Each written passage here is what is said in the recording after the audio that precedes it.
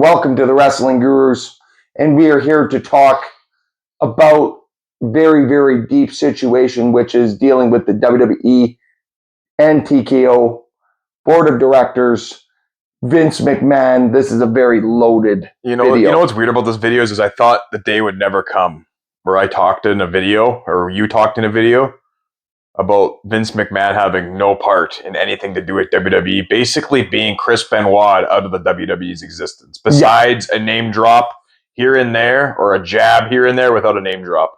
It's very weird. Also a long time coming, I feel, because for years, fans said, what would the WWE look like without a Vince McMahon in charge? Would it be better? Would it be worse? And I feel like the product we're getting without a Vince McMahon in charge is overall better than when Vince McMahon was in charge. Is there things I think Vince did better? Yes, I do think there is things Vince did better, and they were far less than they are more. I think things are for the better, the long term now, than they were with him in charge. I feel like Vince's vision was an old man that didn't know what the younger generation wanted to see. Because how does a 70-year-old man know what a 20, 30-year-old, 18-year-old, 15-year-old likes to watch? Yeah. It just doesn't make any sense. And I feel like his time was coming up and he needed to go. Well, and the thing is with Vince McMahon, he is going through a lot of legal battles right now. And he was going through a lot of legal battles back in the 80s. And a lot of things deeming to be very inappropriate when he was dealing with staff, dealing with referees, dealing with... What's wild about the whole thing is just, me and Mitch grew up during the era of the Mr. McMahon character. And to see like everything he did during those years of the years 2000, 2001, 2002, the angles, all the stuff we heard about with like the incest angle with Stephanie. There's a lot of things, the Katie Vick storyline, him mopping women in sludge, him doing the Kiss My Ass Club. Him basically having like mistresses and treating women like trash came to be him playing his real life self on TV. Yeah. Which is absolutely crazy to think about now. Well, and you think about that documentary that they just came out with Vince McMahon, and they say, he says that he taps into two brains. Yeah. Well, one brain is business and everything. The other one is thinking of a lot of fun, which is involving sexual contact with people.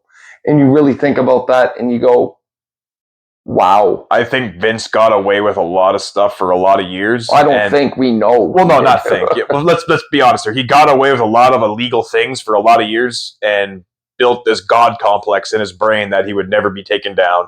And the more he got away with it, the more he thought he was untouchable. I'm glad he got caught. You know who you're referring to right now, and this is why we said Wrestling Guru's gone Breaking Bad. Walter White never thought that he would ever be taken down. Exactly. He thought he was invincible. And that was Vince for all these years. That was Vince. The steroid trials, all these years of doing these weird sick stuff on TV. Yeah. Vince, it was a long time coming before it came crashing down, and it came crashing down hard on him. Oh, and the thing with Vince too, it's like you look at what he did. It's like, well, I did the steroid trials. I'm untouchable. I got out of this. I feel like that's what happened. I paid somebody off. I got out of this. I got pardoned out of this. I have the best lawyer. I'm not going to be touched. And it's sickening when you think about it, because this guy just keeps getting away and there's no repercussions. He has made it known that he can just buy his way out of trouble. Yeah. It's wild to me too. Had this guy retired, say like 7 years prior, he would have went out with his flowers and everyone would have been like, thank you, Vince. Thank you, Vince. He got to go out in a slap of disgrace. Everyone going, it literally went from the creator of professional wrestling in the mainstream to the mainstream audience. The man that created WrestleMania. I look up to him like a father figure. What a genius. Yeah. Now everyone sees him and goes, that's the man that defecated on women. That's the pervert. That's the loser. Gross. And it's just like, wow. This is the guy that is trafficking women. Yeah, he's literally turned his whole persona around, and now he's looked at as like a freak. And John Laurinaitis has now turned on him and flipped on Vince. One of Vince McMahon's stooges has turned on Vince McMahon. You look at the drama that's happening right now. There ain't no turning around for. We will never No. see Vince McMahon in charge of WWE again. We will never see Vince McMahon on WWE TV He'll again. never. The only time we see an WWE. acknowledgement of WWE acknowledging Vince McMahon is when he dies. Well, or Triple H mentioning him in the Hall of Fame and saying that it was a tough relationship. You'll see people thank him. I'm sure you'll see Cena thank him one day when he goes in the Hall of Fame, but you won't see like video footage of Vince McMahon on live WWE TV until he dies. No. Because they will give him his flowers at that point, which well-deserved, but besides that, you won't see a mention of him again. Well, and that's the problem. Vince McMahon still, to this day, thinks he's untouchable, even with all this stuff happening. And it's just, it's like, why are you doing this? Why are you continuing to do these things? And as kids, you think about it, him and his angles with Sable, him and his angles with Stephanie and having that match, him having that angle with Linda McMahon and how he's basically flaunting his affairs out with Trish Stratus. And I want to get your thoughts on this because WWE without Vince McMahon is different in a lot of ways. And WWE has changed massively since, I believe it was July 2022. We're nearly 3 years into a WWE without Vince McMahon. He came back briefly for a little bit, got some control again, and then got kicked out again. I don't know if everyone knew that. Yeah. He came back for got kicked out again. But the last 3 years without a Vince have definitely shown big time. We're seeing a lot of faces that Vince normally wouldn't put on TV. We're seeing a lot of re-signs. Vince had no faith in Bronson Reed. We're seeing a guy like Bronson Reed back. We're seeing guys like Aleister Black come back in. We're seeing guys like Karrion Kross. We're seeing guys like Karrion Kross. That isn't put in like a War Raider helmet. And exactly. We're seeing guys given the second chances that Vince just brushed aside and said no. Like, we're in an era now where I think guys will be given more of a shot than they were in the Vince era, where I feel like Vince, like, there was reports coming out. We would have a whole different view of Gunther right now. There was reports pre-Vince getting kicked out that he was going to give up on Gunther. Yeah. Where would Gunther be right now? Maybe released, maybe fired. He wouldn't have had that match. Triple H, TKO, the whole acquisitions of TKO and everything might have saved Gunther's career. We're looking at a whole different landscape now that Vince is gone and TKO's in charge. Well, and even just leading into Vince McMahon, this is the guy near the very end that was walking into Raw where he was known to make changes backstage. We've heard in reports that he would make changes backstage before the show, but these are like hours before. But we're talking like minutes before they're about to go. Well, and look, perfect example is look at the decline of Austin Theory since that was Vince's guy.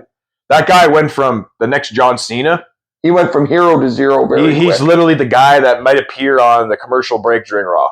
Yeah, during the segments, like that's it. Getting interviewed. Yeah, that's it. And it's like, we're looking at a whole different company. There's some negatives, I think, to Vince leaving, and there's some positives. I do think we're getting a WWE that's more enjoyable weekly, pay-per-view wise, more enjoyable. I do think Vince had his pulse on the finger, his finger on the pulse of when it comes to building up matches promo wise. I feel like Vince did a better job at building the bigger landscape of matches than TKO does or Triple H. Yes. I feel like we're missing a lot of little things, like all the Money in the Bank. Yeah, Money in the Bank. Everybody on that ladder and having that mean. We're missing a lot of interactions. I feel like from the Vince era, stuff like that. I feel like Vince did right. That's missing is those little things like that. But overall, I feel like TKO is handling and Triple H is handling WWE a lot better. Well, and let's just talk about Triple H. Let's pivot here because we all know that Triple H, board of directors, he is the head of creative. He's the one that does the media scrums. He does all of those things. And when you see Triple H now in that light, he's no longer Triple H. He's Paul Triple H Levesque. And he gets up there and he does what he does. But now you have Rock on the board.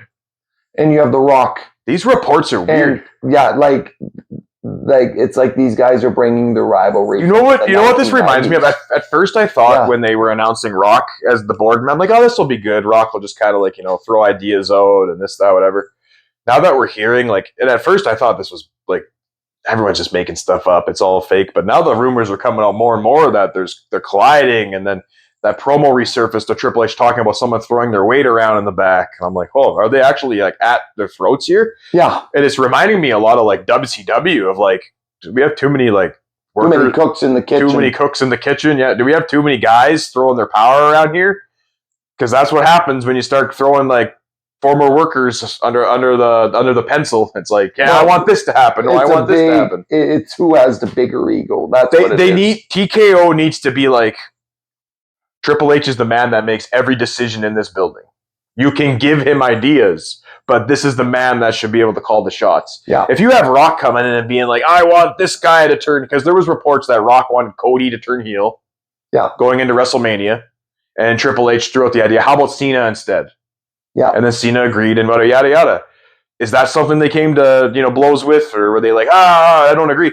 But it's like, at the end of the day, it should be Triple H's call. There shouldn't be these war of words. There shouldn't be, and that's what causes companies to turn into WCW.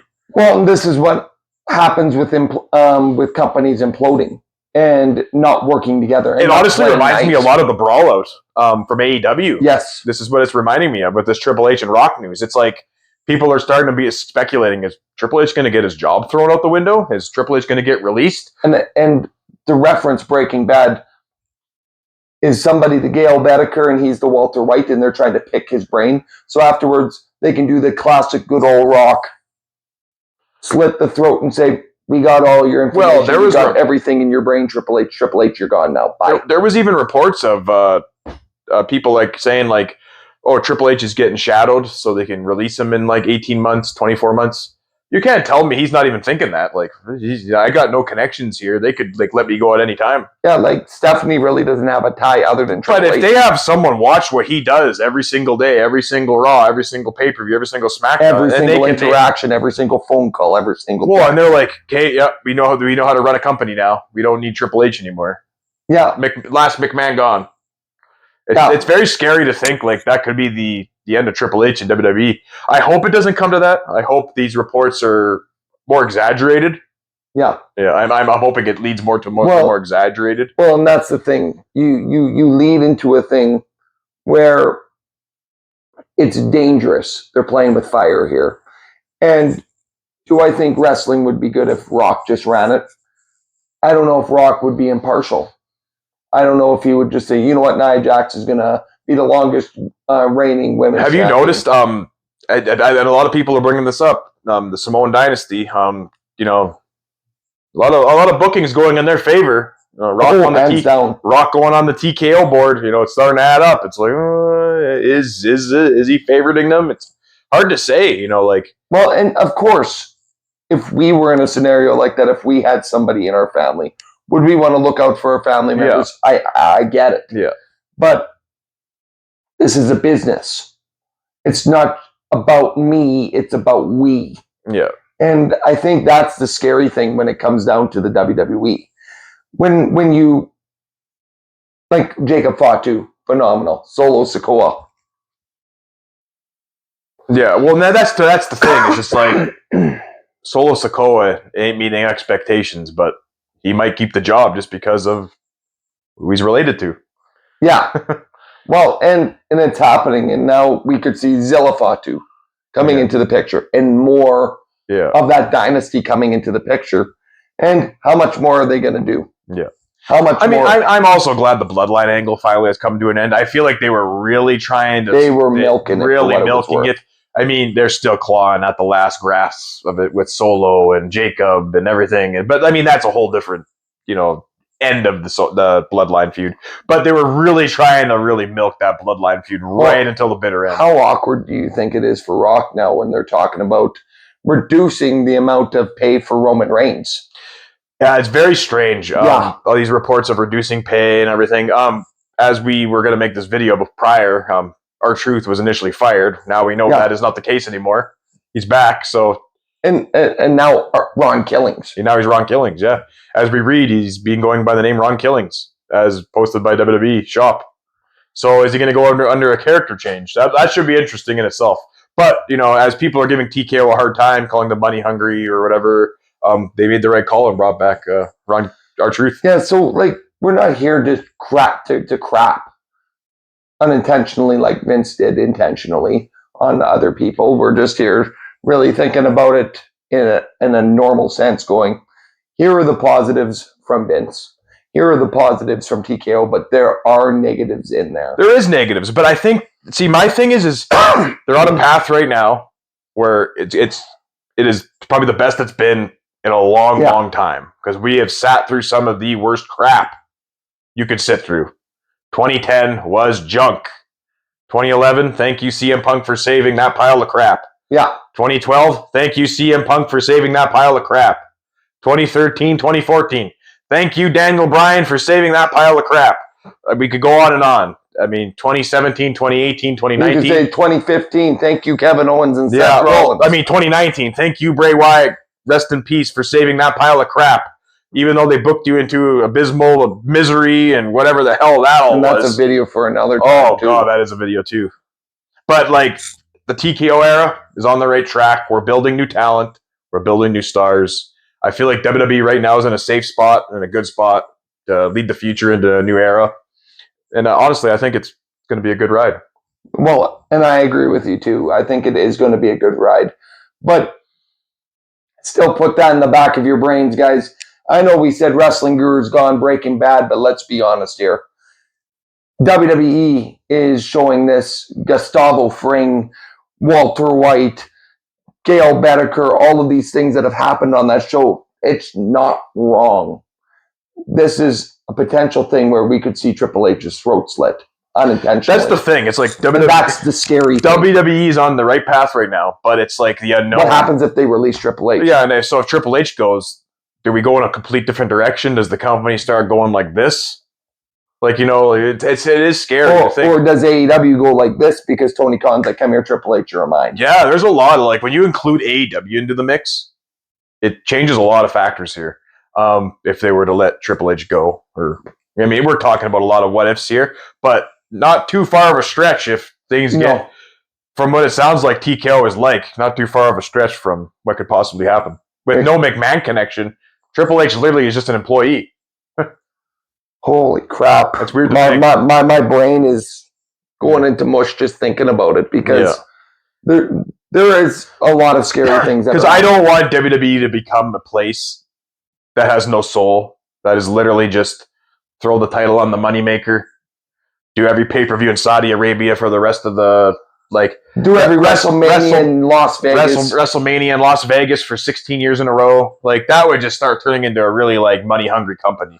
And people are worried that that's what it's going to turn into. Yeah, and like Vince McMahon would always say, back in the late 2000s, all about the money. Yeah, TKO is definitely more about the money than Vince is. Just the sponsorships are huge. Yeah. I know a lot of people have issues with that, but I mean, you got to adapt with the times too. Yeah. Money's money. It's going to happen. And you can't say for a second if you were in that position, if you knew that you were going to be making a boatload of money off of something like that, probably. Well, I read a thing and it said that match that LA Knight and Bray Wyatt were in when they did that Pitch Black match. Yeah, Pitch Black. They made $1 million just off that match. Yeah, imagine with all the logos around the ring, what they're making. Like, of course they're going to do it. Well, again, we got to realize as fans, this is a business. Yeah. And we may not agree with all the business decisions. Yeah, and so people are so locked into the Vince McMahon era, right? Vince did Vince his way. He didn't care what people wanted. It was, this is my creation. This is what I'm going to do. No matter what. Yeah. You're going to like Roman Reigns. I don't care. Yeah, it was just like he said that to the other women. I don't care if you don't like me assaulting you. It's happening anyway. Well, in all honesty, Vince McMahon has that. Vince was set in his ways. Yep. I want. Yeah. It's very strange. Yeah, just to look at WWE from a viewpoint of, there is some things that I liked about Vince that are missing. I don't care if I got poop particles on your hair. You still lay there, miss. Like, come on, seriously. I mean, the whole thing is like me and Mitch were just like chatting back and forth when we read this Vince stuff, and we were just like blown away. Like, what is happening? And just reading the Wall Street Journal and reading like the amount. And honestly, knowing what we watched as children, from like how he booked like himself and just the storylines, it's sickening. At the end of the day, I wasn't shocked at all to see what he's actually like. I'm like, doesn't surprise me. The writing is on the wall, and if you were surprised by this, it's just the fact that the truth came out. Yeah. Well, I think we got out what we needed to talk about here. Yeah. And this was a loaded video. So what we're going to ask you to do as fans watching this video, or even new viewers, we would love for you guys to put your input down below. Let us know what you guys think on this whole scenario with TKO, Vince McMahon. We want your engagement. So please feel free. Put your comments down below. Make a video response to this. And add more to the engagement, because as wrestling fans, it's our job to keep the story going. It's our job to put the love of wrestling out there. We talk on the Wrestling Gurus about the positives. We talk about the negative things that are going on in the world of wrestling. But we do it because we love wrestling. Hell, we were teenagers when we made wrestling videos, and we're here as two grown adults now that are sitting here and still talking about wrestling and still loving the sport wrestling, even though there have been bad times. We are loyalists. We always will be, as far as it goes. Do you have anything to add? That anyone realizes, yes, I am fatter. That's all I can put. That's all I can add. I have gained some weight. I am aware. Same here, but you guys got to also realize that we're both fathers now too. I'm married, he isn't, because no one loves him to marry him. I can't even use an excuse. I just love food. Like, that's all there is. Oh, yeah, I love food too. I drank like 4 Pepsi. I'm a disgrace. And I hammered down a lot of junk food today. Yeah. So it is what it is. But we love wrestling and we love food. With all that being said, thank you guys so much for watching this video. Make sure you like this video, subscribe to the Wrestling Gurus, and also follow us on TikTok for your TikTok shorts and YouTube shorts. Thank you guys so much for watching this video. My name is Mitch. I'm Jarrod. And that's the end of our video. Peace out.